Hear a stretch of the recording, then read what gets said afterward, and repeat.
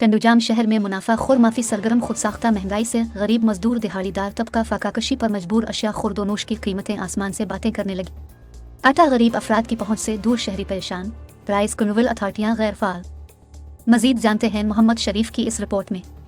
टंडूजाम शहर में मुनाफा खोरों की मनमानियां, आटा 150 रुपए किलो फरोख्त होने लगा, जबकि चीनी 135 से 130 रुपए तक फरोख्त होने लगी। शहरियों का कहना है कि चीनी का होलसेल में कट्टा 5,900 रुपए किलो में 50 किलो का फरोख्त हो रहा है, मगर शहर में चीनी की कीमतों में कोई कमी ना आ सकी।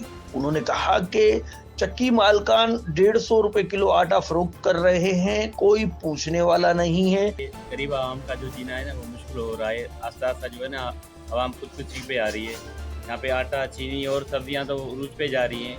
बहुत महंगाई बढ़ गई है।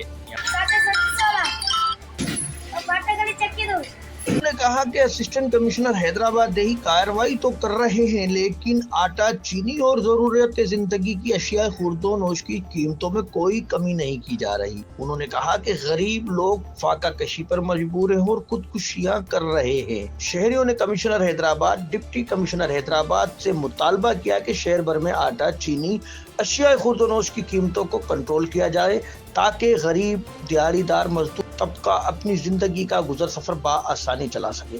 कैमरामैन मोहम्मद कैफ के साथ मोहम्मद शरीफ, टंडूजाम।